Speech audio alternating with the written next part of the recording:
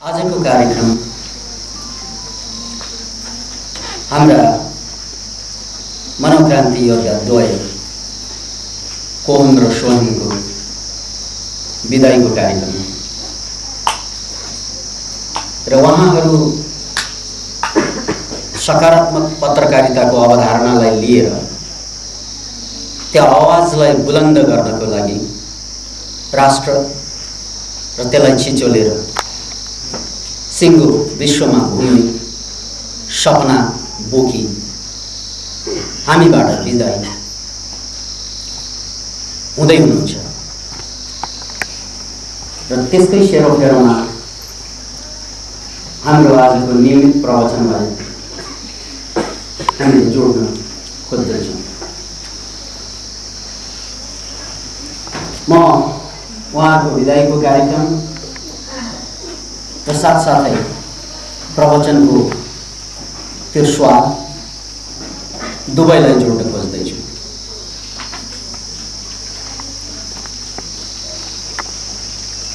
मान्छे यस्तो प्राणी हो जसको जहिले पनि उद्देश्य सुखको खोज हुन्छ, आनन्दको खोज हुन्छ र त्यही आनन्द त्यही सुख प्राप्त नभएर ऊ जिन्दगीभर भौतारिरहन्छ। त्यसकारण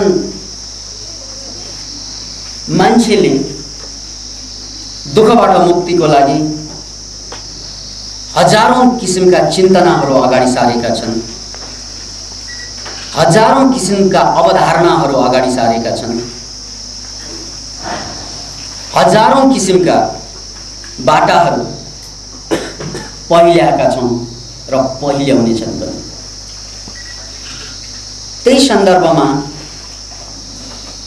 संसारमा पछिल्लो पटक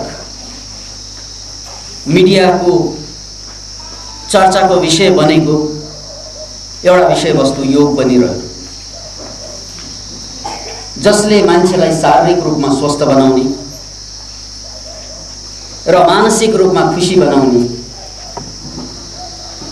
सम्भावना र प्रक्रिया अगाडि सारेको छ। याद राख्नुहोस्, यी दुई कुरा शारीरिक रोगबाट मुक्ति र मानसिक रूपमा प्रफुल्लताको अनुभूति, यी दुई कुरा योगको माध्यमबाट सम्भव देखिएको। जसै जसै मिडिया टेलिभिजनको विकास भयो, त्यही मिडियामा चढेर योगका क्रियाकलापहरू मान्छेको घर घरभित्र छिर्यो र यसले एउटा ठुलो जनमत सिर्जना गर्यो कि मान्छेको स्वास्थ्य औषधि अस्पताल र डाक्टरबाट होइन, मान्छेको स्वास्थ्य ऊ आफैले जगेर्ना गर्न सक्छ। जहाँ डाक्टर, औषधि, अस्पताल असफल हुने गर्दछ, त्यहाँ पनि योग जस्ता विधिबाट, प्राणायाम जस्ता विधिबाट, प्राकृतिक उपायबाट मान्छे रोगबाट मुक्त रहन सक्छन्। अतः अहिले के नेपाल, के भारत, के अमेरिका, के रसिया, सारा संसारमा योगलाई स्वस्थ रहने र प्रफुल्ल रहने माध्यमको रूपमा स्वीकृति प्रदान गरिएको देखिन्छ। आसनेन रुजुहन्ति, यो शास्त्रीय वचन हो जसको अर्थ हुन्छ आसनको नियमित अभ्यासबाट हामी रोगबाट मुक्त रहन्छौँ। यो कुरा प्रमाणित भयो। अब रह्यो कुरा मानसिक सुखको कुरा। मानसिक सुखको मामलामा योगले अगाडि सारेको कुरा के त भने योगश्चित्तवृत्ति निरोध। हामीलाई दुःख दिने कुरा, हामीलाई पीडा दिने कुरा, हामीलाई जहिले पनि पीडित बनाउने कुरा अरू केही होइन, हाम्रै मानसिकता, हाम्रै अनियन्त्रित विचार। एउटा त नकारात्मक विचार, अर्को अनियन्त्रित विचार सारा मानसिक पीडाको कारण हुन्छ। त्यसैले पतञ्जलिको योग सूत्रमा योगश्चित्त वृत्ति निरोधा अर्थात् चित्त वृत्तिमाथि नियन्त्रण रहनु नै योग हो र त्यही बेला मान्छेले सारा दुःखबाट मुक्त भएको अनुभव गर्छ, सारा अशान्तिबाट मुक्त भएको अनुभव गर्छ। किनभने मनको अशान्ति भनेको केही पनि होइन, आफ्नै विचारको अशान्ति। हामी 24 घण्टा कचकच गरिरहन्छौँ मनमा। कुनै बेला छ यस्तो जहाँ रेडियो अफ भए जस्तै, टेलिभिजन अफ भए जस्तै मन अफ भएको कुनै दिन छ? कुनै बेला छ? कहिले पनि हुँदैन। मन भनेको बिग्रेको टेलिभिजन जस्तो, बिग्रेको रेडियो जस्तो, जो चल्न त चल्छ तर चलेपछि खुल्दै खुल्दै बन्दै हुँदैन, चलेपछि बन्द नहुने रेडियो। कचकाच कचकाच नचाहिने विचार हो, नआऊ भनेपछि झन् हुन्छ। त्यो पुरानो कविता छ, धेरैपल्ट भने फेरि एकपल्ट भन्न पाऊँ, किनकि पछि पनि यस्तै भनिरहनु पर्ला। जब से तुझे भुलाने की कसम खाई, जब से तुझे भुलाने की कसम खाई, पहले से ज्यादा तू और याद आई। कि जुन चीजलाई भुल्न खोजिन्छ त्यो सबभन्दा बढी याद आउँछ। किनकि भुल्नलाई कसलाई भुल्ने भनेर लिस्ट बनाउनु पर्यो, याद गर्ने कुरा त्यहाँबाट सुरु हुन्छ। त्यसकारण मान्छेले कुनै कुरालाई भुल्न खोज्यो भने त्यो बढी याद आउन थाल्छ। बस त्यस्तै हाम्रो मन पनि जुन चिज बिर्सन खोज्छौँ त्यसले बढी सम्झेर हामीलाई दुःख दिन्छ, त्यही कुरा याद आएर दुःख दिन्छ। त्यसकारण यो दुःखबाट मुक्त हुनको लागि अरू धेरै कुरा गर्नुपर्ने छैन। यो विचार, यो तर्क, यो गणित जो चाहिने पनि आउँछ नचाहिने पनि आउँछ, चाहिनेलाई ल्याउने, नचाहिने आउन आशा टक्क रेडियो जस्तै अफ गर्ने एउटा सिस्टम भइदिएको भए मान्छे दुखी हुँदैन। बस त्यही सिस्टम परमात्माले या प्रकृतिले हामीलाई बनाउँदा त्यो एउटा बटन राखेर ल्याउन बिर्सिन्छ। अरू सबै ठिक छ हामी, तर एउटा बटन छैन, अफ गर्ने बटनै छैन। त्यसकारण मान्छे सोच्दा सोच्दा दिमाग तातिएर कोही मान्छे त पागल बनिदिन्छन्।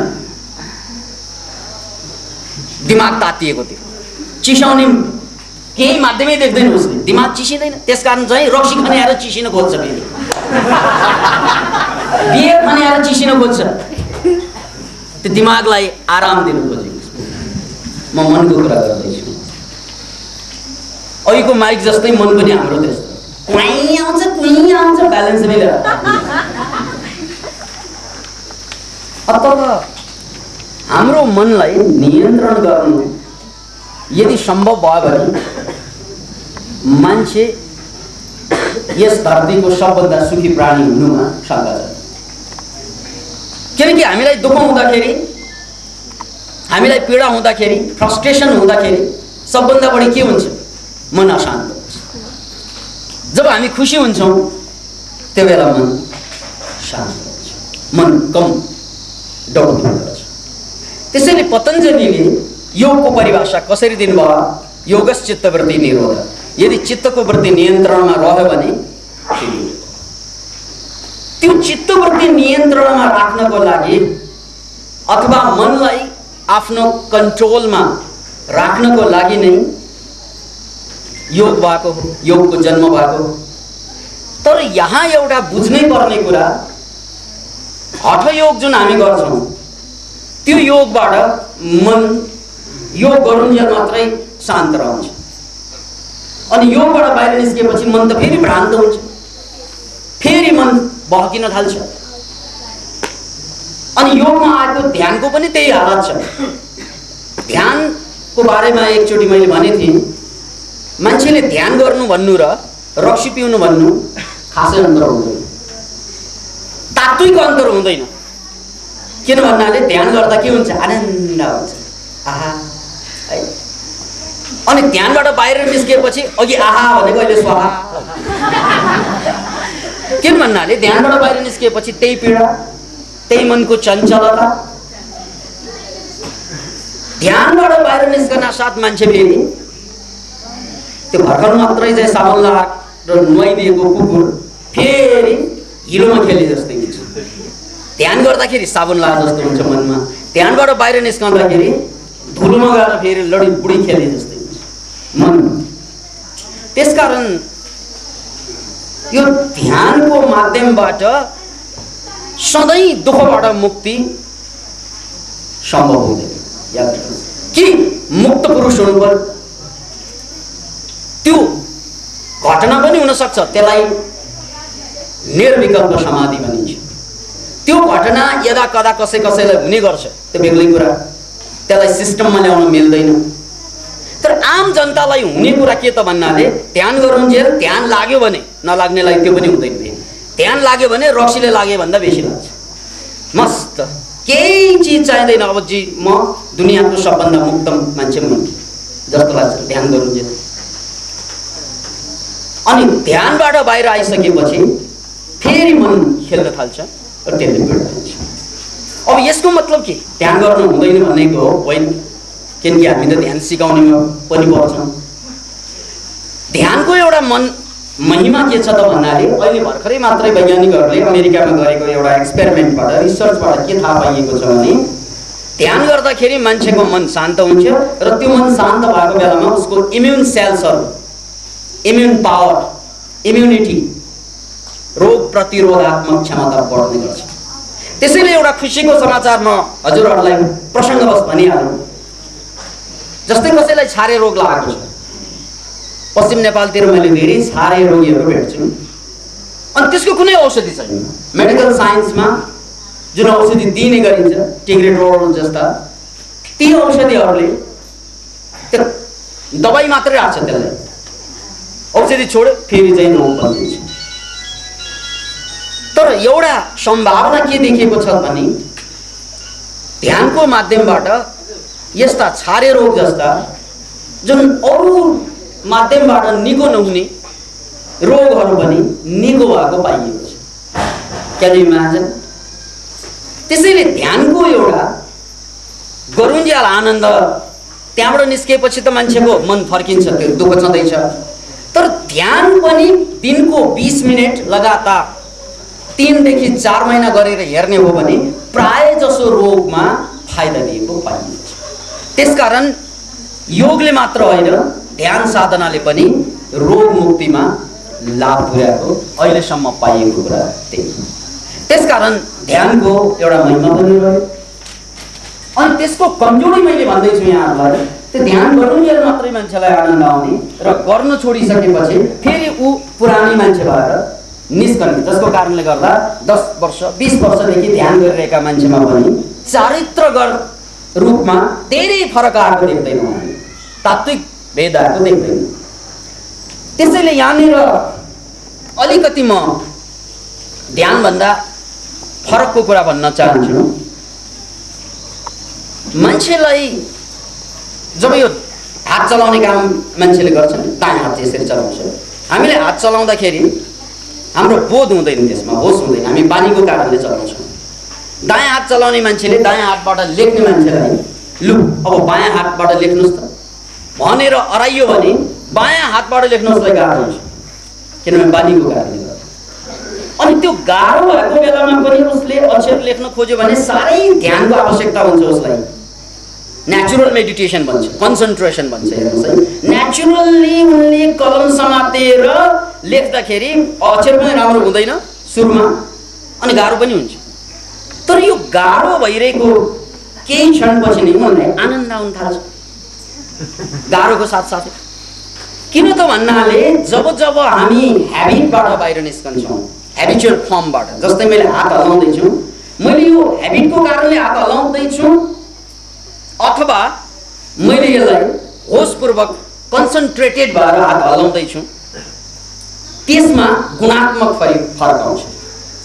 जस्तै मैले ह्याबिटको कारणले गर्दा यदि हात हल्लाउँदैछु भने त्यसले मलाई केही पनि गर्दैन, फाइदा दिँदैन। तर मैले हात हल्लाउँदाखेरि पनि कन्सन्ट्रेसन छ मेरो, मैले यसरी गरिरहेको यहाँसम्म हात गयो भने कन्सन्ट्रेसन छ भने यही मेडिटेसन भनिन्छ। यो मेडिटेसन बन्नासाथ नै मस्तिष्क केमिकल फरक हुन्छ, त्यसलाई न्युरोट्रोफिन भन्ने केमिकल रिलिज हुन थाल्छ। याद राख्नुहोस्, न्युरोट्रोफिन रिलिज हुनासाथ नै हामीमा फ्रेसनेस बढी आउँछ, हामीमा एलर्टनेस जागरुकता बढी आउँछ र फ्रेसनेस र जागरुकताको साथसाथ आनन्दको अनुभूति हुन थाल्छ। त्यसकारण यो आनन्द भन्ने कुरा जुन हामीलाई अनुभूत हुन्छ, मान्छेले रक्सीमा खोजिरहेको हुन्छ, मान्छेले त्यही आनन्द धनमा खोजिरहेको हुन्छ, पदमा खोजिरहेको हुन्छ, त्यो आनन्द भनेको के हो त भन्नाले केमिकल चेन्ज। हाम्रो सिस्टममा केमिकल चेन्ज भएपछि त्यही केमिकलको कारणले गर्दा आनन्दको महसुस हुन्छ। अब यसलाई अलिकति म प्रकारान्तरमा भन्न चाहन्छु। जस्तै हामी ब्याडमिन्टन खेल्छौँ, ब्याडमिन्टन खेल्दाखेरि कर्कलाई हान्छौँ ब्याट समातेर, कर्कलाई हानेर आनन्द आउँछ बाले, अद्भुत कुरा होइन? किन भन्नाले कर्कमा आनन्द छैन, ब्याटमा आनन्द हुँदैन। अब यसै हात चलाउनुमा के को आनन्द? हेर्नुहोस् है, हामीले तीनवटा कुरा गर्छौँ, हात चलाउँछौँ, ब्याट समाउँछौँ र कर्कलाई हान्छौँ। अब आनन्द कहाँनिर छ? जबकि खेल्दा आनन्द आउँछ। फुटबलमा पनि त्यही हो, फुटबल खेल्दा पनि जुन आनन्द आउँछ त्यो कहाँबाट आउँछ? कल्पना गर्नुहोस्। फुटबल हान्ने मान्छेमा आनन्द हुँदैन, बलमा आनन्द हुँदैन, तर त्यो खेल्दाखेरि आनन्द हुन्छ। खेल्ने मान्छेलाई मात्र होइन, हेर्ने मान्छेलाई पनि आनन्द हुन्छ। यसरी हेरिरहन्छौँ, त्यही बल हेरि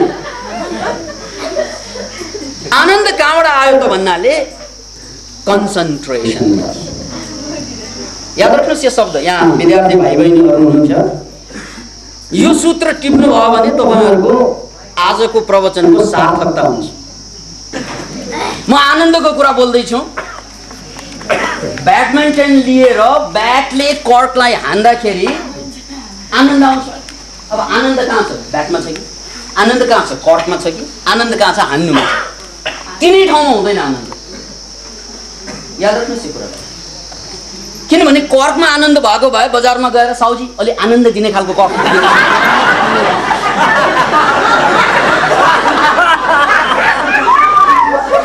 अथवा चाहिँ ब्याटमा मलाई चाहिँ आनन्द धेरै भएको ब्याट दिनु साउजी होइन। कहाँ आनन्द त हान्नुमा छ। त्यसो भए कर्क ब्याट किन चाहिँ त्यसो गरे त भइहाल्यो। आनन्दको कुरा गर्दा मान्छेले खोजेको कुरा आनन्द हो, अन्तिम कुरा आनन्द हो। कतिलाई प्रथम कुरै आनन्द हुन्छ, त्यसकारण बिहानै देखेर टिपेर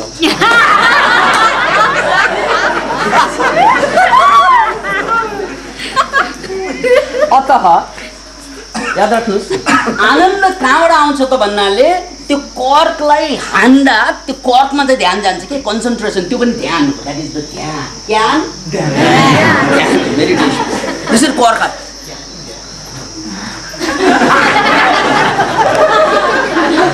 त्यसैले त्यो फुटबल या ब्याडमिन्टन आनन्द कहाँबाट आइरहेछ? कन्सन्ट्रेसनबाट। शङ्का छ यसमा? डाउट छ यसमा? त्यसैले हामीले बुझ्नुपर्ने कुरो, मूल कुरो के त भन्नाले आनन्दको स्रोत भनेको कन्सन्ट्रेसन हो। त्यसलाई ध्यान भन्छौँ हामीले। फुटबल खेल्दा पनि त्यही हो। फुटबलमा सारा ध्यान चाहिँ त्यो दर्शकहरू हुन्छ नि लाखौँ हुनसक्छ, यसरी हेर्छ दर्शक।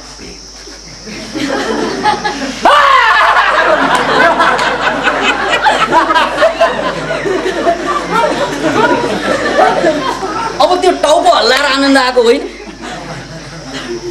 कहाँबाट आनन्द आयो त भन्नाले उसको कन्सन्ट्रेसन त्यो कर्ममा, एक्सनमा कन्सन्ट्रेसन भयो। के अरे? एक्सनमा कन्सन्ट्रेसन भयो। त्यसैले आनन्द भनेको मानव मात्रको खोज हो, अझ प्राणी मात्रको खोज भन्दा पनि फरक पर्दैन। सबै प्राणी पनि आनन्दै चाहन्छन्, तर आनन्द कहाँ खोज्ने थाहा नभएर मान्छेले पैसोमा खोज्छ होला। अब पैसोमा पनि किन आनन्द आउँछ त भन्नाले उनलाई पैसो बन्दाखेरि कन्सन्ट्रेसन हुन्छ।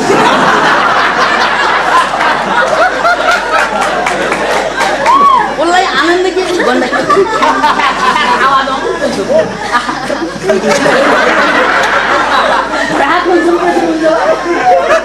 कसो मान्छे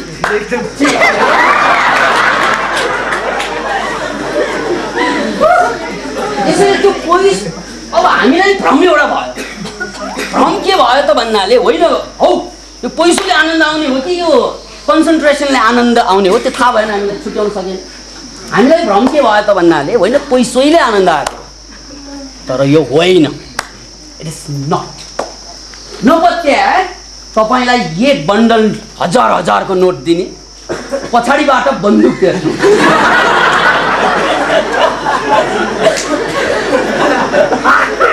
अरे ओ शाम्बा जितना गिन्ना हो कि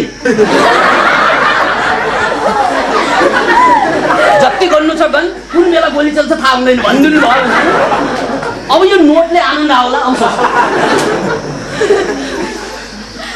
अब फेटिकै आनन्द आउँदैन, ऊ काँप्न थाल्छ, अब पिसाब आउला। बडा तपाईँले भन्नुभएको हो आनन्द पैसोबाट, ल ठिकै छ। त्यो बन्दुक अलिक धेरै भयो भने केही छैन, माथि एउटा तलवार धागोमा चाहिँ बाँधिदिनु, त्यसको मुनि बसेर नोट गर्नुहोस् त। त्यसकारण आनन्द नोटबाट होइन, आनन्द भनेको तपाईँको कन्सन्ट्रेसनबाट आउँछ। किन भन्नाले त्यो पैसो चाहिँ गनिरहँदाखेरि माथि तलवार भयो भने ध्यान भङ्ग के हुन्छ, कहिले नोटमा कहिले माथि कहिले हल्लिरहेको। त्यसकारण हामीले जसलाई आनन्द भनेर खोजिरहेका हुन्छौँ, मान्छेले कहाँ कहाँ खोज्छ, कसले धनमा खोज्छ, कसैलाई धन भनेको ल ठिकै छ, त्यो धन किनेर चाहिँ के आउँछ, धनबाट के आउँछ, ले धनबाट सबै आउँछ, म धनबाट बिहे गर्छु राम्रो सानो, ल ठिकै छ। अनि बिहे गरेर के हनीमुन मनाउँछु, आनन्द आउँछ मलाई, ल ठिकै छ। हनीमुनमा जाने मान्छेको यो पिठ्यौँमा टाइम बम फिट गरेर पठाइदिनु, जति पैसा पनि दिने, तर टाइम बम कहिले फाटिन्छ थाहा छैन। अब हनीमुनको स्वाद बताउनु मलाई आउँछ। London, Switzerland, wherever you want to go, you can go, तर टाइम बम फिट गरेर। Can imagine? अब आनन्द आउला। तपाईँको बिहे ऐश्वर्यासँग भए पनि आनन्द आउँछ। कसो छ?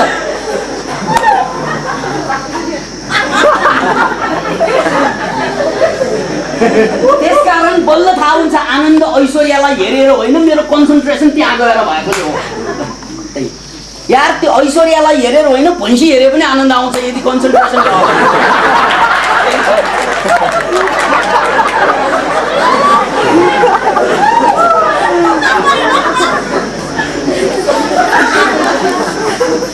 वास्तविकता के हो? ऐश्वर्या र भैँसी बराबर।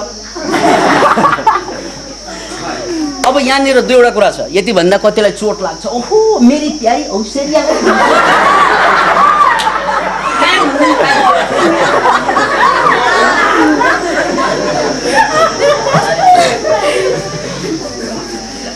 अब यसलाई अलिकति म यहाँहरूलाई बुझ्ने गरी भन्छु। हेर्नुहोस् है, बुझ्ने भाषा हामीसँग दुईवटा लेभल हुन्छ। यो माइन्डको दुईवटा लेभल, संसारको दुईवटा लेभल है, त्यसलाई माइक्रो लेभल र म्याक्रो लेभल भनेर दुई लेभल छुट्याइन्छ। माइक्रो लेभल भनेको सूक्ष्म र म्याक्रो लेभल भनेको स्थूल, ठुलो देखिने। जस्तै मैले पैसो हातमा पर्यो भने मलाई आनन्द आउँछ। किन आउँछ त भन्नाले यो म्याक्रो लेभलको आनन्द हो। त्यो माइक्रो लेभलमा आनन्द नआउन सक्छ, तर म्याक्रो लेभलमा आनन्द आउँछ। त्यसकारण हामीले के बुझ्नुपर्छ त भन्नाले माइक्रो लेभलमा आनन्द आउनु भनेको म्याक्रो लेभलमा के घटना घट्छ थाहा भएन भने त्यो आनन्दले हामीलाई विनाश पनि ल्याउन सक्छ। उदाहरणको लागि मैले एउटा काम गरेँ, त्यो काममा म असफल भएँ। म असफल हुनासाथ नै मलाई चाहिँ दुःख हुन्छ, पीडा हुन्छ। त्यो दुःख पीडाले मेरो म्याक्रो लेभलमा स्थूल लेभलमा म असफल भएपछि मलाई पीडा भयो। तर माइक्रो लेभलमा के हुन्छ, मेरो ब्रेनमा मैले नदेखिने लेभलमा मेरो ब्रेनमा मेरा डेन्ड्राइट्सहरू बढ्छन्, ब्रेनका तन्तुहरू, ब्रेनका धागाहरू बढ्छन्। त्यो धागा बढेपछि मैले फेरि ट्राई गर्दाखेरि हिजो फेल भएको त्यही कुरा अब फेरि ट्राई गर्दा अलि सजिलो हुन्छ मलाई, तै पनि फेल हुनसक्छ। तर फेरि मेरो डेन्ड्राइट्स बढ्छ, फेरि ट्राई गर्दा फेरि फेल हुनसक्छ, तर डेन्ड्राइट्स बढ्दै जान्छ। डेन्ड्राइट्स भनेको धागो। जसरी मैले त्यहाँको मेज तान्नु छ भने मेरो धागो चाहिँ अहिले यति भयो, यी फाले तानेन, फेरि ताने फाले तानेन, फेरि फाले तानेन, फेरि फाले हुँदा हुँदा त लामो हुँदै गयो। हरेकपल्ट धागो फाल्दा धागो लामो हुँदै गयो भने एक न एक दिन त त्यो तानिन्छ त्यसबाट। त्यस्तै त्यो धागो हो ब्रेनका नसाहरू, ब्रेनका तन्तुहरू, जसलाई ब्रेनमा न्युरोन्स हुन्छ र न्युरोन्सका धागाहरू हुन्छन्, त्यसलाई डेन्ड्राइट्स भनिन्छ। त्यो डेन्ड्राइट्सको सङ्ख्याहरू बढ्दै जान्छ। माइक्रो लेभलमा तपाईँ बलियो हुँदै जान्छ। म्याक्रो लेभलमा तपाईँ के हुन्छ, पीडित हुन्छ। के पीडित हुन्छ त भन्नाले ओहो म्याक्रो लेभलमा चाहिँ यसरी हेर्दाखेरि ल म असफल भएँ जस्तो हुन्छ, तर माइक्रो लेभलमा सफलताको लागि तयारी गरिरहेको हुन्छ। त्यसैले हरेक सफलताको पछाडि असफलताहरू हुन्छन्। अनि असफलता नभइकन सफल हुनै सक्दैन मान्छे, कोही पनि मान्छे। सफलता र असफलताको कुरामा मैले लेभलको कुरा गरेको। कन्सियस लेभलमा हामी असफल हुँदा सबकन्सियस लेभलमा सफल भइरहेको हुन्छ, किनभने डेन्ड्राइट्स ब्रेन त बलियो भयो। अतः थोमस एल्वा एडिसनले चिम आविष्कार गर्दा 979 कम्तीमा त्यति पटक चाहिँ असफल भयो। अनि 979 पटक असफल भएपछि त ऊ त सेन्टिफ्ल्याट हुनुपर्ने नि भएन। किन भएन त भन्नाले उनले के भने कि हरेकपल्ट म असफल हुँदाखेरि म अझै एक कदम अगाडि गइरहेको भन्ने अनुभव हुँदै थियो मलाई। त्यसकारण असफलता भनेको अनिवार्य छ सफलताको लागि। त्यसैले अचेल चाहिँ ठुला ठुला कम्पनीहरू, बहुराष्ट्रिय कम्पनीहरूका सिइओ, जसलाई चाहिँ चिफ एक्जिक्युटिभ्स भनिन्छ, उनीहरूले के भन्छन् आफ्ना कामदारहरूलाई, दिनमा 3 चोटि 3वटा गल्ती गरेनन् भने तिमीले कामै गरेको छैन भन्छ। काम जुन जिम्मा दिएको छ 3वटा गल्ती कम्तीमा भएन भने तिमीले कामै एउटै काम गरेको छैन। किन भन्नाले काम जसले धेरै गर्छ उसैले गल्ती गर्छ। कामै नगर्ने, प्रयासै नगर्ने मान्छेले गल्ती नै गर्दैन। त्यसकारण पढाइको एउटा सूत्र छ मेमोरीको, विद्यार्थीहरूलाई काम लाग्छ। धेरै पढ्ने मान्छेले धेरै बिर्सन्छ कि कसो? धेरै पढ्यो भने धेरै बिर्सिन्छ, थोरै पढ्ने मान्छेले थोरै बिर्सिन्छ, होइन त? मेमोरीको सूत्र धेरै पढ्यो भने धेरै बिर्सिन्छ भन्नै पर्दैन, थोरै पढ्यो भने थोरै बिर्सिन्छ भन्नुपर्छ, पर्दैन। पढ्दै नपढ्ने हो भने एउटै बिर्सिँदैन।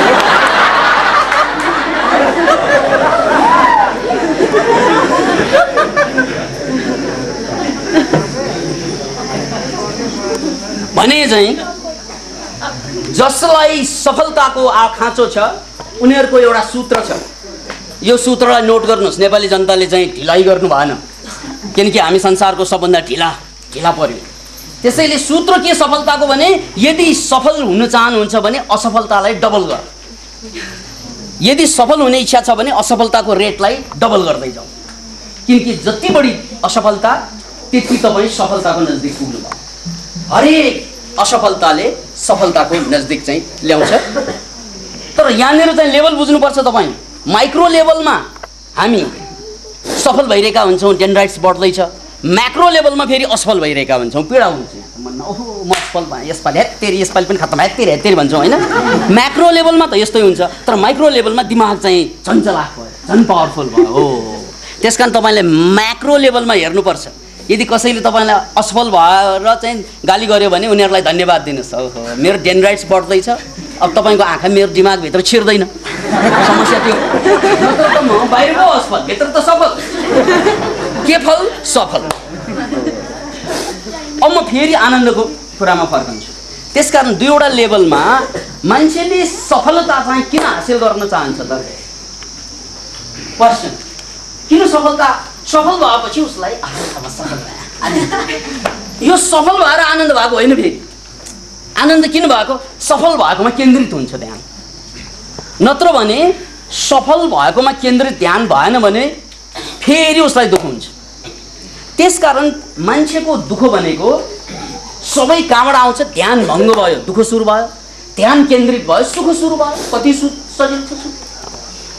ध्यान भङ्ग, दुःख सुरु, ध्यान केन्द्रित, सुख सुरु। अब तपाईँले सुख सुरु गर्ने कि दुःख सुरु गर्ने त्यो संसारसँग मतलब भएको कुरा भएन, तपाईँको दिमागसँग मतलब, तपाईँको कन्सन्ट्रेसनको क्यापासिटीसँग मतलब भएको कुरा। नत्र भने हामीलाई के लाग्छ भन्नाले ओहो यो मान्छेसँग बिहे गर्न पायो भने, यो धन पायो भने, यो घर पायो भने म सुखी हुन्छु। ले त्यो पाएर हेर अनि कति दुःख हुन्छ थाहा हुन्छ। त्यो त नपाएकोले भनेको थियो।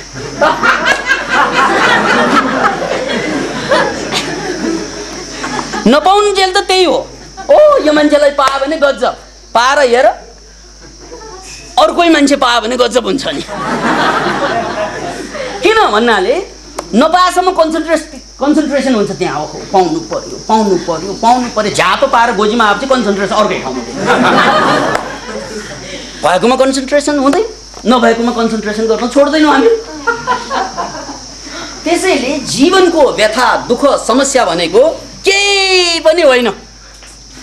मैले भौतिक दुःखको कुरा गरेको होइन सर, यो भौतिक दुःखको मामलामा यो कुरा लागु नहोला।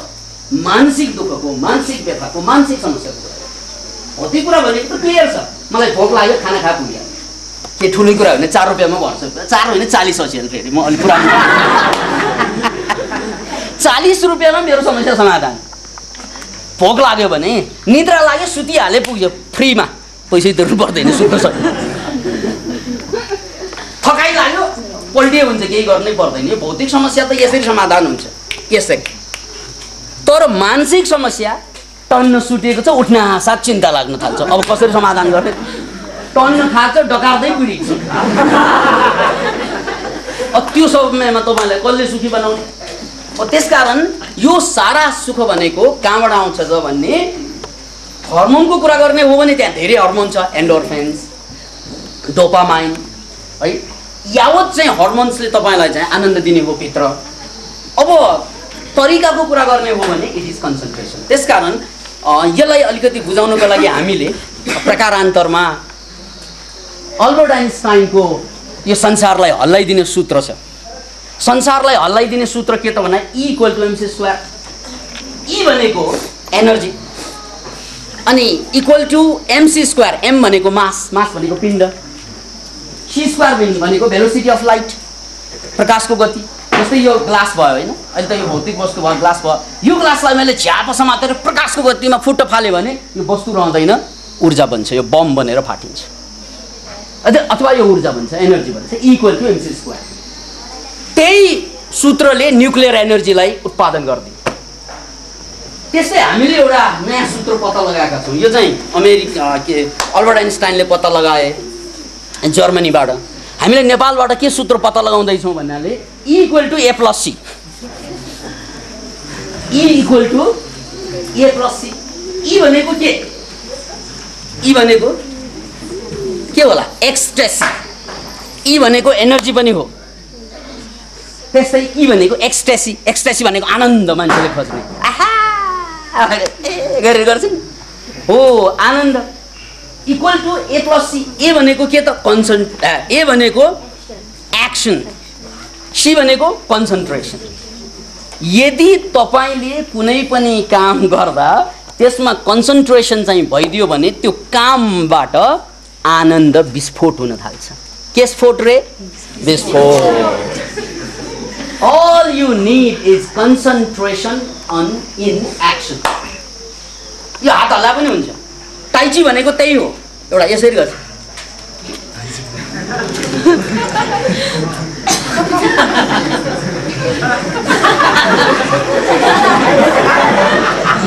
केही गरेको होइन, अब साह्रै खुसी देखिन्छ यो मान्छे। के गरेको त भन्नाले हल्लाएको हात मात्रै, आफ्नै हात हल्लाइरहेछ।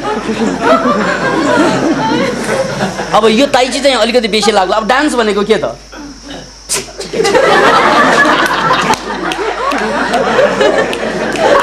आनन्द आउँछ ले। अब यो डान्स गरेर आनन्द आएको होइन, बन्दुक चाहिँ तेर्छाउनुहोस् त। नाच बसंती नाच, जब तक तेरी पैर चलेगी तब तक इसकी सांस चलेगी, जब तेरी पैर रुकेगी तो ये बंदूक चलेगी भन्यो भने बसन्ती त नाच्ला तै पनि नाच्नु सक्छ। किन सक्दैनौ भन्नाले बन्दुक तेर्स्या भन्दा ध्यानै भङ्ग हुन्छ। You cannot concentrate. अतः त्यो नाचेर आनन्द आएको होइन। अब हामी चाहिँ प्रेसीलाई भेट्न जान्छौँ, प्रेसी गर्छौँ, आहा उसलाई भेटेपछि स्वर्गमा पुगेँ म। बन्दुक तेर्स्याउनु अनि थाहा हुन्छ नर्कमा तुरन्तै पुग्छ। त्यस कारण त्यो प्रेसीलाई भेटेर अङ्गालो हालेर आनन्द आएको होइन, कन्सन्ट्रेसन छ त्यहाँ। त्यस कारण दुनियाँमा कसैले कसैलाई सुख दिनै सक्दैन। मानसिक रूपमा भनेको है, भौतिक रूपमा त सकिन्छ। भौतिक रूपमा त अब उपहार दिँदै भइहाल्यो नि। ल मेरो घर तँलाई, यो तँलाई भौतिक रूपमा त मिल्छ यो कुरा, तर मानसिक रूपमा दुनियाँमा कसैले कसैलाई सुख दिन सक्दैन। छोरा जन्माएर सुखी हुन्छ, छोरी जन्माएर सुखी हुन्छ, बिहे गरेर सुखी हुन्छ, केही पनि होइन। त्यहाँ कन्सन्ट्रेसन भयो छौन्जेल मात्रै सुख हुन्छ, भएन भने बाटो। त्यसकारण सुखको सूत्र भनेको तपाईँको कन्सन्ट्रेसन गर्ने क्षमता। त्यसैले ध्यान भनेको ध्यान केन्द्रित गर्ने क्षमता। त्यो क्षमता भङ्ग भयो दुःख सुरु भयो, त्यो क्षमता चालु भयो सुख सुरु भयो। त्यसैले एउटा खुस खबरी के त भन्नाले तपाईँलाई दुःख कसैले पनि दिनु पनि सक्दैन। यो खुसीको खबर। किन सुख कसैले दिन नसकेपछि दुःख पनि कसैले दिन सक्दैन भन्नुपर्छ। कुरा भुलाएको दुनियाँमा तपाईँलाई दुःख दिने ताकत कसैको पनि छैन, किनभने सुख दिने ताकत पनि छैन। उपहार दिन सक्छ तर उपहारले सुख हुँदैन। मन धेरै उपहार दियो भने यो मराले के मसँग बिहे गर्नु खोज्यो क्या हो, डर पनि लाग्छ। दाल में कुछ काला है या पुलिए दाल ही काला है। त्यसैले तपाईँलाई सुख र दुःख दिने को त भन्नाले तपाईँको आफ्नै मन होइन, कन्सन्ट्रेसन भयो भने सुख, भङ्ग भयो भने दुःख हो। त्यसलाई चाहिँ हामीले अब प्रकारान्तरमा बुझौँ। मैले हात हल्लाइरहेको छु होइन, मलाई डान्स गर्नुमा आनन्द आउँछ भने के काम गर्नुमा आनन्द आउँदैन? अब त्यसकारण जब मलाई काम गर्नमा, श्रम गर्नुमा, परिश्रम गर्नमा मेरो कन्सन्ट्रेसन हुन्छ, त्यो मेरो लागि पूजा बन्छ, त्यो मेरो लागि ध्यान बन्छ, त्यो मेरो लागि ज्ञान बन्छ, त्यो मेरो लागि सबै बन्छ। तर दुर्भाग्य के त भन्नाले गरिरहेको काममा ध्यानै हुँदैन, कन्सन्ट्रेसनै गर्न सक्दैन। यस्तो क्षमता त वैज्ञानिकहरूमा मात्रै देखियो अहिलेसम्म। उनीहरू जे गरिरहेका छन् खानै बिर्सिएर गर्दैन। ल मजदुरहरूले त्यसरी काम गरोस् त, सबै बिर्सिएर ओहो देश त काम पुग्छ, यसरी पुग्छ देश, यसरी विकास हुन्छ, गर्दैन। उनले चाहिँ के तलब कति आउने, भरे कहाँ गएर रक्सी खाने है, यावत चिन्ता लिएर काम गरेको हुन्छ। यसरी धेरै चिन्ता लिएर काम गर्दाखेरि काममा स्वाद आउँदैन। स्वाद त भट्टीमा मात्रै छ। नो, जुन भट्टीमा गएर पाइने स्वाद हो त्यो तेरो काममा पनि छ भन्ने कुरा यदि उनले बुझेको भए, यदि उनलाई बुझाइदिन सकेको भए, ओहो हो यो धरतीमा त सिर्जना मात्र। अहिले त हामी कस्ता मान्छे सकभर कामै नगर्ने। किन भन्नाले काममा स्वाद छैन, कर्ममा, एक्सनमा आनन्द छैन हामीलाई। त्यसकारण हामी गरिब छौँ, हामी दरिद्र छौँ। किन भन्नाले हामीलाई परिश्रममा स्वाद लाग्छ। त्यो परिश्रममा स्वाद किन नलागेको भन्नाले आनन्द आउँदैन उसलाई। आनन्द किन आउँदैन? कन्सन्ट्रेसन छैन, किन ध्यान छैन। त्यसैले माइन्ड टेक्नोलोजीको एउटा अवधारणा के त भन्नाले त्यसकारण तिमीले काम चुन्दाखेरि जहिले पनि जागिर खान्छौ या व्यापार गर्छौ, त्यो गर्दाखेरि त्यो काम गर जुन काममा तिमीलाई आनन्द आउँछ। आनन्द नआउने कामलाई फुटबल हान्नु पर्छ। पैसो जति आए पनि फुटबल हान्नु, किन भन्नाले पैसोले चाहिँ आनन्द आउँदैन। एउटा अद्भुत कुरा छ। अद्भुत कुरो के त भने अमेरिकनहरूले एउटा परीक्षण गरेको छ। अमेरिकामा कति किसिमका जब छन् अचेल भनेर क्याटेगराइज गरे। मूल जब नै 22,000 किसिमका देखियो। There are 22,000 types of job. 22,000 type त मेन, त्यसलाई सब क्याटेगराइज गर्ने हो भने 1 लाख किसिमका काम पाइयो। कति किसिमका रे? 1 लाख। त्यसैले त्यो 1 लाख काम मध्ये मलाई कुन काम गर्दा आनन्द आउँछ त्यो काम मैले चुन्न सकेन भने म जिन्दगीभर दुखी हुन्छु। पैसा पनि आउँदैन, मेरो उन्नति पनि हुँदैन, स्वास्थ्य पनि हुँदैन, शान्ति पनि हुँदैन, केही पनि हुँदैन। अब किन भन्नाले मलाई मन लाग्दैन। मन नलागेको कुरा मैले काम गरिरहेको छु। काम मन नलागी गऱ्यो भने कामको क्वालिटी डाउन, अनि यता कामको क्वालिटी डाउन, राति भएपछि म आफै डाउन। किन भन्दा मलाई आनन्द आइरहेछ नि कामले। त्यसकारण हरेक मान्छेको लागि हरेक काम सुट हुँदैन, त्यो त भन्नु पर्दैन। त्यसकारण काम छान्दाखेरि मेरो मनले कुन कामलाई खान्छ, मनले खाएको काम त सित्तैमा पनि गर्न मन लाग्छ। ल पिकनिक जाने भन्नुहोस् त, जान मन लाग्छ? सित्तैमा के पैसा तिरेर जान्छ। ल लभ गर्न जानुहोस् भन्नुहोस् त, त्यो लभ गर्ने काम दियो भने रमाइलो हुन्छ कि हुँदैन? ले तेरि लभ गर्ने पनि काम हुन्छ, किन हुँदैन? फिल्ममा गएर खेल्नुहोस् त, त्यहाँ त लभ गर्ने नै काम, पैसा आउँछ। ले अङ्गालो हाल्यो भने पैसा भर्दै जाने काम भयो नि त। याद राख्नुहोस्, काम can be anything, can be काम। लभ गर्नु, गाउनु, नाच्नु। अब मान्छेले क्याटवाक भन्दा चाक हल्लाउँछ, त्यही काम रे। पैसा झरझर झर्छ के हुने गरी? Can be imagine, anything can be काम। जे पनि काम हुन्छ। 1 लाख टाइप्सका काम छन् अहिले संसारमा, अमेरिकन रिसर्च अनुसार। त्यसमध्ये हामीले टार्गेट गर्दाखेरि, मेरो लक्ष्य बनाउँदाखेरि कुन काम गर्ने भने मलाई फिट हुने काम हुनुपर्छ। मलाई फिट माने के? जहाँ म कन्सन्ट्रेटेड हुन सक्छु। यदि सकिएन भने म जति पैसा कमाए पनि डिप्रेसन सुरु हुन्छ, मलाई ब्लड प्रेसर बढ्छ, मेरो पीडा हुन्छ, मलाई गाह्रो हुन्छ, मलाई साइकोलोजिकल्ली सुत्नु गयो भने निद्रै लाग्दैन। किन भन्नाले म सेटिस्फाइड छैन, पैसा छ, सेटिस्फ्याक्सन छ। त्यसकारण काम कस्तो चाहियो त भन्नाले जुन काममा म डुब्न सक्छु। अब यही सन्दर्भमा एउटा अर्को इन्फर्मेसन पनि जोडिहालौँ। अमेरिकामा 40 घण्टा काम गर्छन् मान्छेले हप्ताको। सामान्य मान्छेले 40 घण्टा, सामान्य मान्छेको कुरा। तर जो अमेरिकामा टप मोस्ट मान्छेहरू छन्, सफल मान्छेहरू छन्, ती जम्मै मान्छेले 40 होइन 58 देखि 70 घण्टा अनिवार्य काम गर्छन्। Can you imagine it? झन्डै डबल। को मान्छेले? सफल हुने, जसले संसारलाई हल्लाउन सक्छ, जसले आफू किन बाँचेको हो त्यो सार्थकता पाउन सक्छ, जसले अरू मान्छेभन्दा भिन्न भएर अगाडि बढ्न सक्छ, अरू सबैलाई पछि पारेर। ती मान्छेहरू को हुन् भनेर रिसर्च गर्दा एउटा कुरा गुण के पाइयो, उनीहरू 40 घण्टामा सीमित हुँदैनन्। सामान्य मान्छेले 40 घण्टा काम गर्छ, छोडिदिन्छ, अनि गएर चाहिँ मनोरञ्जन गर्न जान्छ। उनीहरूले मनोरञ्जन काममै खोज्छ। जुन काम गरेको त्योभन्दा ठुलो मनोरञ्जन अरू के चाहियो? Can you imagine it? त्यसकारण बिल गेट्सले टेलिभिजन हेर्दैन भन्दा कसैले पत्याउन गाह्रो भन्छ। Can you imagine? बिल गेट्सले टेलिभिजन हेर्दैन, किन हेर्ने फुर्सद पनि नहो। हामीलाई त्यो टेलिभिजन नभइ भएर, टिभी भएन भने त घरमा टिभी नहोस्, बिबी नहोस्, जिन्दगी नै होइन भन्छ। Can you imagine? त्यसकारण मूल कुरो के त? सबभन्दा ठुलो कुरा के रह्यो त भन्नाले आनन्द। त्यो आनन्दको लागि काममा आनन्द आउनु पर्यो। त्यो काममा आनन्द आएपछि हामीले पनि 40 घण्टा होइन 70, 80 जति घण्टा पनि काम गरेर खुसी हुन सक्छौँ। हो त्यही बेला हाम्रो आर्थिक रूपमा पनि हामी अगाडि बढ्छौँ, राष्ट्रिय रूपमा पनि हाम्रो उन्नति बढ्दै जान्छ, अनि सामाजिक रूपमा पनि हाम्रो हैसियत चाहिँ परिवर्तन हुन्छ, स्वास्थ्य मानसिकता पनि परिवर्तन हुन्छ। हो यही हो मैले भनेको ध्यान भनेको, यही कन्सन्ट्रेसन। यस टाइपको ध्यान यो राष्ट्रको लागि, यो मानव जातिको लागि अब चाहिने ध्यान भनेको कस्तो भन्नाले कर्ममा कन्सन्ट्रेसन गरेर त्यसलाई मेडिटेसन बनाउन सक्यौँ भने हामीले 5000 वर्षको यो दयनीय मान्छेको इतिहास, शोषण र शासनको इतिहासलाई बदल्न सक्छौँ। नत्र भने मान्छे एकातिर चाहिँ बाहिरबाट सफल हुन्छ, बाहिरबाट जितेको हुन्छ, भित्र आफै हारिरहेको हुन्छ। निद्रा लाग्दैन, ब्लड प्रेसर चढिरहेको छ, पीडा छ, समस्या छ, खानामा स्वाद लाग्दैन। यो जम्मै कुराले हामीलाई चाहिँ गिराउँछ। त्यसैले ध्यानको कुरा मैले गर्दा, योगको कुरा गर्दाखेरि आनन्दको स्रोत कन्सन्ट्रेसन हो।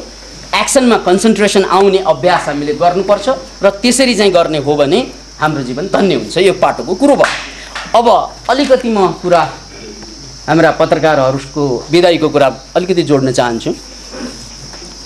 मनोक्रान्ति अभियान जसको उद्देश्य संसारको सबै राम्रो कुरालाई एक ठाउँमा ल्याएर जोड्नु र खराब कुराहरूको सदुपयोग गर्नु।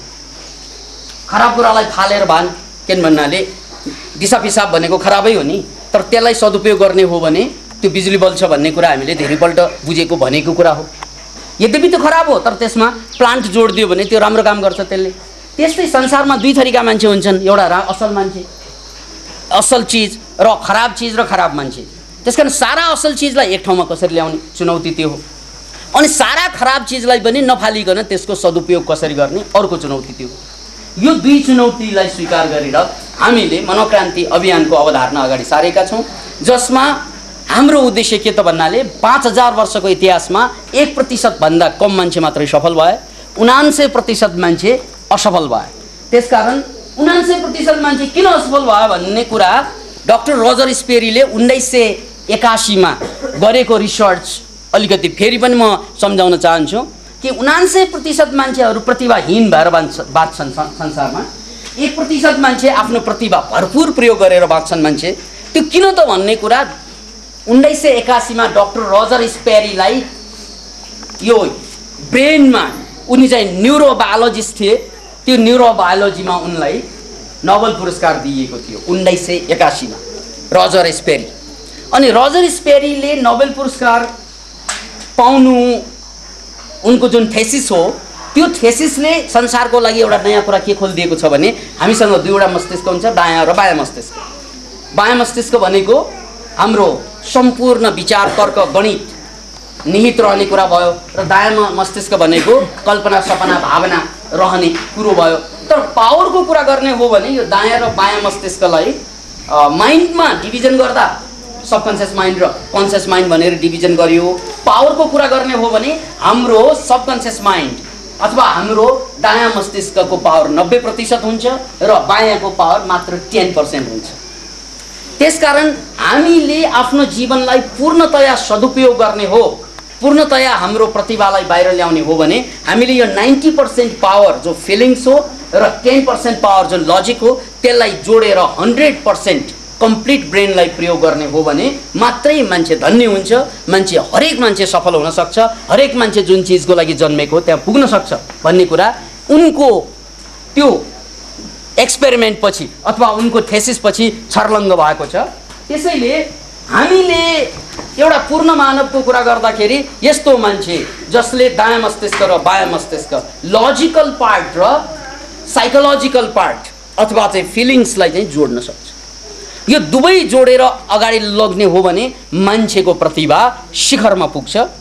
अहिलेसम्म मान्छेले या त लेफ्ट ब्रेन ओरिएन्टेड भयो मान्छे, या त राइट ब्रेन ओरिएन्टेड भयो। एउटा ब्रेन मात्रै लिएर हिँडेको कारणले गर्दा अहिलेसम्म 1% मान्छे मात्रै धरतीमा सफल छन्, 99% मान्छे असफल छन्।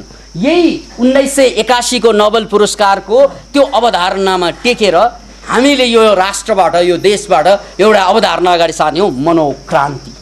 अबको हाम्रो चाहिँ क्रान्ति, हामीलाई चाहिएको क्रान्ति भनेको के त भन्नाले त्यो मनको क्रान्ति हुनुपर्छ, त्यो साइकोलोजिकल रेभोल्युसन हुनुपर्छ, त्यो ज्ञानको क्रान्ति हुनुपर्छ। किन भन्नाले यसले हामी किन दुखी छौँ, हामी किन प्रतिभाहीन छौँ र त्यसको जवाफ दिन सक्छ। अत यो संसारको मानव जातिको इतिहास बदल्नको लागि हाम्रो लागि चाहिने पहल भनेको के त भने हामी सबैले अबको क्रान्ति भनेको प्रतिभाको क्रान्तिमा संक्रमित हुनुपर्छ। हरेक मान्छेसँग मस्तिष्क छ र यो मस्तिष्कको 100% प्रयोग गर्ने हो भने हरेक मान्छे प्रतिभाशील, प्रतिभावान बन्छ र प्रतिभावान बनेन भने हामी चाहिँ सागपात, गोलभेडा, मुला जस्तै राष्ट्रको बगैँचामा फुल्ने सागपात, गोलभेडा, मुला जस्तै मात्रै हुन्छौँ। ठुला बडा मान्छेको सलादको लागि मात्रै काम आउँछ, आउँदैन। अथवा त्योभन्दा अलिक विकसित भएर भेडा च्याङ्रा भयौँ भने दसैँ तिहारमा मात्रै काम लाग्छ, अन्य बेलामा चाहिँ काम लाग्दैन। त्यो कुरा चाहिँ हामीले बुझ्नुपर्छ। त्यसकारण अबको क्रान्ति भनेको सबभन्दा ठुलो क्रान्ति प्रतिभाको क्रान्ति, मानव जातिको मुक्ति हो। किन भन्नाले प्रतिभा क्रान्ति नभइकन त्यो आर्थिक क्रान्ति भएर आर्थिक रूपमा धनी भएर हुँदैन। त्यो त सामान्य कुरा भयो। त्यसको मतलब आर्थिक क्रान्ति चाहिँदैन भन्ने अर्थ त लाग्दैन, त्यो ठिकै कुरा हो। तर त्योभन्दा ठुलो कुरा हरेक मान्छेको खोपडीको औसतन 100% युज भयो भने हरेक मान्छे आफ्नो मालिक आफै हुन्छ। त्यसैलाई बुद्धले भनेको हो अत्ताही अत्तनो नाथो कोही नाथो। You are the master of yourself, so to whom you are waiting for. कसलाई कुरिरहनु भएको? तपाईँ नै हो जसलाई तपाईँले कुरिरहनु भएको। त्यो नेता भनौँ, त्यो भगवान भनौँ, त्यो गुरु भनौँ, त्यो कोही पनि, त्यो अरू होइन, त्यो तपाईँ हो, सुतिरहेको मस्तिष्क। त्यसकारण त्यो मस्तिष्कलाई पूर्णतया प्रयोग कसरी गर्ने, यही सन्दर्भमा मनोक्रान्ति अभियान यहाँ चलेको। र प्रसङ्गवश चाहिँ हाम्रा पत्रकार द्वय हामीले उहाँहरू संसार भ्रमण गर्ने भन्ने मानसिकता उहाँहरूले मनोक्रान्तिमा जोडिसकेपछि बनाउनु भयो। र एउटा युवाहरू छन् र उहाँहरूले सारा संसार भनेको 204वटा मुलुक नेपाल लगायत 5वटा मुलुकलाई घुम्ने जम्मरको जुन गर्नुभयो, एउटा युवाहरू अहिले चाहिँ स्म्याक खाएर लड्छन्, अहिले चाहिँ नचाहिने काममा नाइट क्लबमा चाहिँ नाइट डान्स गर्न जान्छन्, कि राष्ट्रमा अनुत्पादक काम चाहिँ गरेर मरिरहेको बेलामा युवाहरूले चाहिँ यो संसारलाई नै घुम्ने भन्ने जुन आँट गरे, त्यो भनेको सबै युवाहरूको लागि प्रेरणादायी कुरा हो। किन भन्नाले जिन्दगी चाहिँ खिएर मर्नुभन्दा एकछिन बलेर चाहिँ मर्नु महान कुरा हो। खी लामो बाँच्नुभन्दा एकछिन झिलिक्क बलेर अगाडि जानु त्यो महान कुरा हो। र यो सन्देश सायद उहाँहरूबाट अब संसारलाई प्राप्त पनि हुनेछ। र यस्तै उहाँहरू जस्तै अहिले एउटा योगी श्री क्रामजीको कुरा छ, उहाँ यहाँहरूलाई 5000 जोकको डेमोन्स्ट्रेसन गर्दै हुनुहुन्छ। Can you imagine? 5000वटा जोकलाई जहाँबाट सोधे पनि त्यो जोक भनिदिने, जहाँबाट सोधे पनि, तर सङ्ख्या कति? 5000वटा। Can you imagine? हो, त्यो कुरा हामीले माइन्ड टेक्नोलोजी सुपर लर्निङको सिस्टमको मार्फतबाट हामी हरेक मान्छेभित्र त्यो क्षमता छ, त्यसलाई जगाउन मात्रै नसकेको हो, हामीले पनि यो संसारलाई ठुलै योगदान दिन सक्छौँ। किन भन्नाले हामीसँग पनि उनीहरूको जस्तै मस्तिष्क छ जसले योगदान दिए। त्यो कुरा प्रमाणित गर्नको लागि जसरी यो पत्रकारिताको यात्रा एउटा महान यात्रा हुनसक्छ संसारको लागि, त्यस्तै यो 5000 जोकको डेमोन्स्ट्रेसन उहाँले सबभन्दा पहिला 500को डेमोन्स्ट्रेसन दिनुभयो, अहिले उहाँले 2700 को डेमोन्स्ट्रेसन दिनुभयो अस्ति जोकको।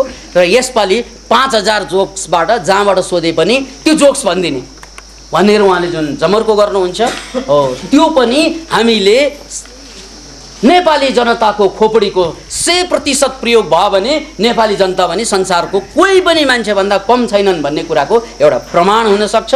र त्यो टेक्नोलोजी हामीले सिकाउँदै पनि आएको, नेपालमा भित्र्याउँदै आएको पनि 15 वर्ष भइसक्यो। र अहिले उहाँले चाहिँ त्यसलाई अरूलाई सिकाउने क्रममा आफूले पनि त्यसलाई विकास गर्दै एउटा सिस्टममा ढाल्नु भएको छ, जहाँ स्कुलका कलेजका टेक्स्टहरू पुराका पुरा टेक्स्ट हामीलाई एउटा चाहिँ टेक्स्टलाई पढ्नलाई गाह्रो हुन्छ, पढेपछि बिर्सन्छौँ। किन भन्नाले हाम्रा टिचर पनि हामी जस्तै यसरी बोर्डमा आउँछ, नोट हेरेर सार्छन्, नोट हेरेर। अब मैले अस्ति नराम्ररी भने यस्ता टिचरलाई पाटा कसेर ल्याउनु पर्छ। किन त भन्नाले त्यसको कारण छ, यसलाई अन्यथा नलिनुहोस्। त्यो टिचरले चाहिँ नोट हेरेर लेखाउने अनि जाँचमा हामीले नोट हेर्न नपाइने, जुन कुरा टिचरले गर्न सक्दैन त्यो विद्यार्थीले गर्ने। त्यसकारण विद्यार्थीहरू साँच्चै युवा हुनुहुन्छ भने मैले धेरैपल्ट भने कि तपाईँ कलेजमा हुनुहुन्छ भने त्यो टिचरलाई चाहिँ हुल्नै नदिनु जसले चाहिँ नोट हेरेर पढाउँछ। किन भन्नाले नोटै हेर्नु छ भने चाहिँ टिचर किन चाहियो? चाहियो टिचर चाहिँ। त्यसकारण चाहिँ यस्ता टिचरको कारणले गर्दा हाम्रो फिचर बिग्रियो कि।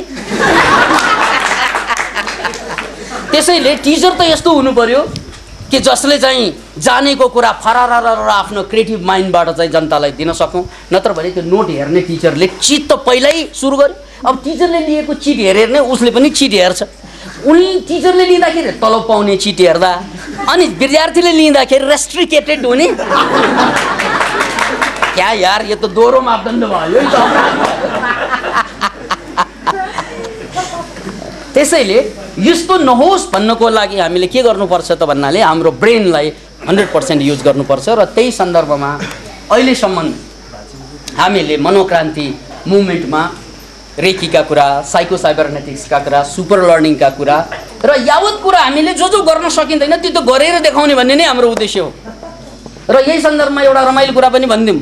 अहिले हामीसँग जुन एउटा पत्रिका छ मनोक्रान्ति साप्ताहिक, जुन पत्रिका निस्किरहेको छ, एउटा रमाइलो कुरा भनिदिउँ, हामीसँग कोही त्यस्तो चाहिँ पत्रकारहरू छैनन् जसले पत्रकारिता कलेजमा पास गरेर आउनुभयो। त्यस्तो चाहिँ कोही पनि छैनन् पत्रकारहरू। तर हामीले पत्रिका निकाल्दैछौँ। Can you imagine it? हजुरलाई यो निवेदन चाहिँ कि हामी यस्ता पत्रिका निकाल्दैछौँ, यस्तो पत्रिका पनि छ नेपालमा जसमा पत्रकारहरू छैन। Can you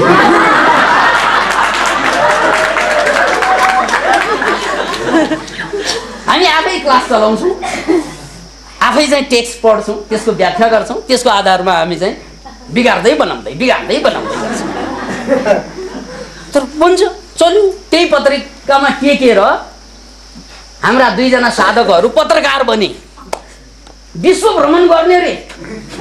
can you imagine? त्यसकारण संसारमा असम्भव भनेको केही पनि छैन।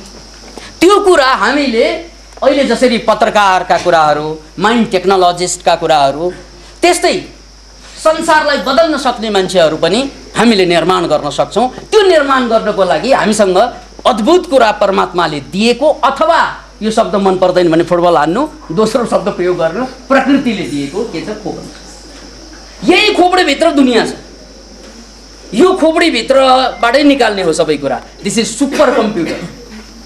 त्यसका नेपालीसँग कम्प्युटर छैन भन्नु पर्दैन, योभन्दा ठुलो कम्प्युटरै हुँदैन। किनभने दुनियाँको सबै कम्प्युटर यहाँबाट निस्किएको के कसो है, यहीबाट। त्यसकारण यो कम्प्युटरलाई प्रयोग गर्ने हो भने हाम्रो लागि पनि असम्भव केही छैन। र हामीलाई खुसीको कुरा यही हो कि अरूले पत्रकारिता सिकेर पत्रकारिता गर्छन्, हामीले चाहिँ पत्रकारिता गरेर पत्रकारिता सिकिरहेका छौँ। र त्यसरी नै मनोक्रान्ति पत्रिका अगाडि बढिरहेको छ। र अहिलेसम्ममा यो पत्रिका हाम्रा साथीभाइहरूले एउटा सकारात्मक पत्रकारिताको रूपमा विकास गर्ने सोचका साथ हामी अगाडि बढिरहेका छौँ। र उहाँहरू यही पत्रिकाको सन्देशलाई लिएर, मनोक्रान्तिको सन्देशलाई लिएर नै अब विश्व भ्रमणमा निस्कने तर्खरमा छन्। उहाँहरूलाई हाम्रो तर्फबाट बधाई त छ नै, यहाँहरूको तर्फबाट पनि धन्यवाद ज्ञापन त होला नै।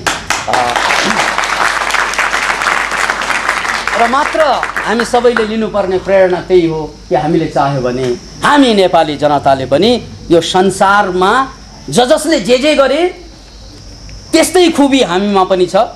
मात्र उनीहरूले गरिसके, हामीले गर्न बाँकी, फरक त्यति मात्रै। उनीहरूले गरिसके, हामीले गर्न बाँकी, गर्ने हो भने उनीहरूभन्दा कोहीभन्दा हामी कम छैनौँ। यही कुरालाई प्रमाणित गर्ने मुभमेन्ट मनोक्रान्ति मुभमेन्ट हो। अहिलेलाई यतिकै। जय मनोक्रान्ति।